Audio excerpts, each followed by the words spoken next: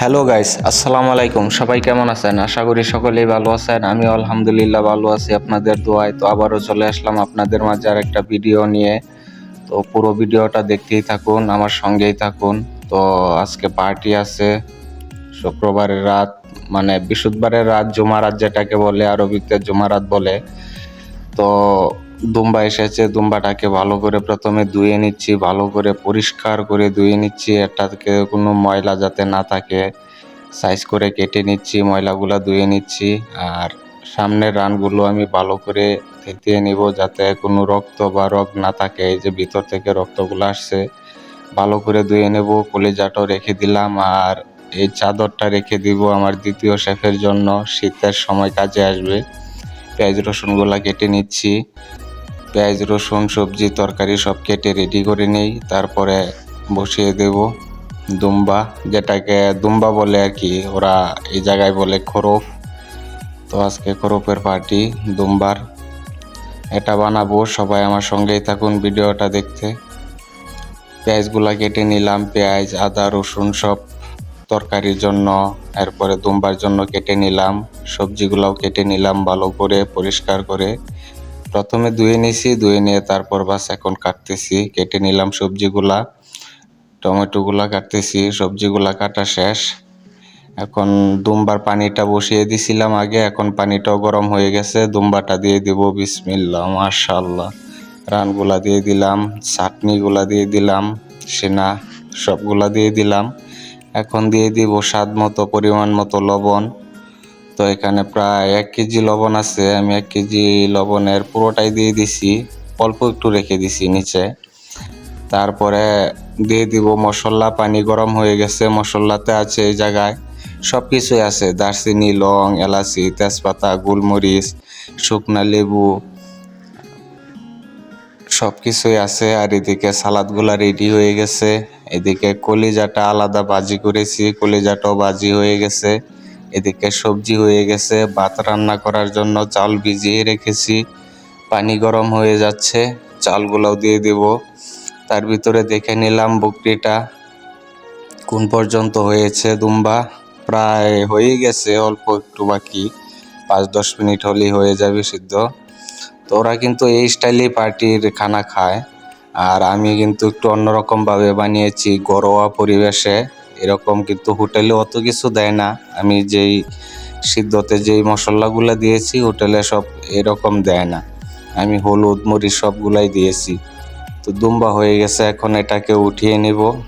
ভালো করে উঠাবো, আস্তে আস্তে উঠাতে হবে।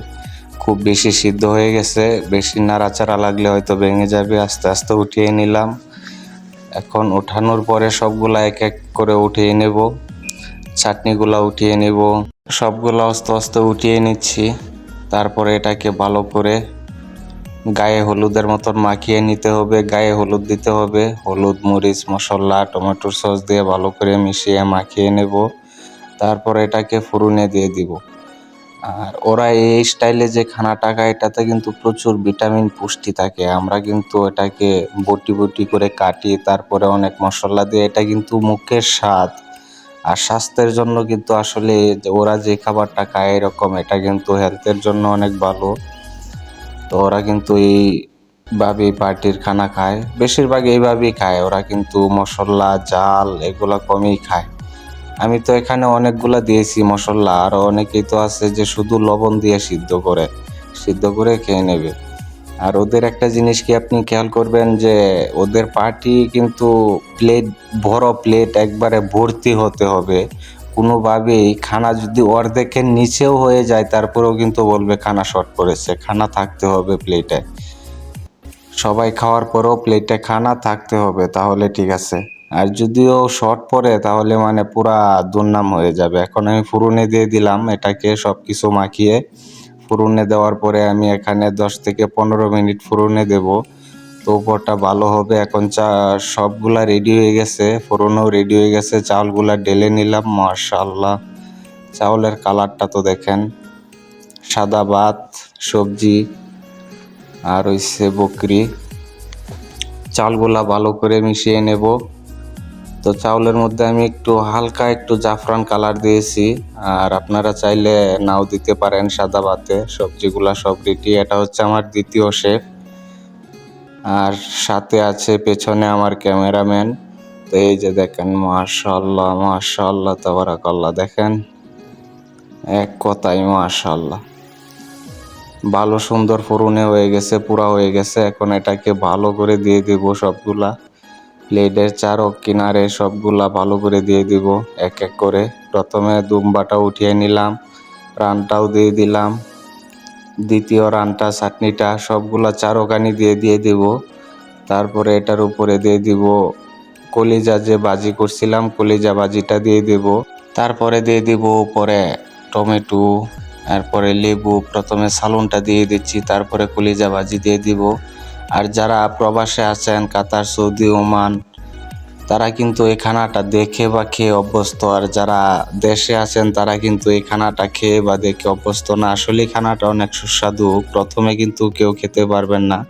তো ফাইনালি সবগুলা রেডি হয়ে গেছে। তো ভিডিওটা কেমন লাগলো অবশ্যই জানাবেন। এদিকে তরমুজ, সাম্মাম, সালাদ, সবজি, পেপসি, 7 আপ সব রাখা হয়ে গেছে। ভিডিওটা ভালো লাগলে অবশ্যই লাইক, ফলো, শেয়ার করবেন। আর ভিডিওটা লাস্ট পর্যন্ত দেখার জন্য সবাইকে ধন্যবাদ। ভালো থাকবেন, সুস্থ থাকবেন।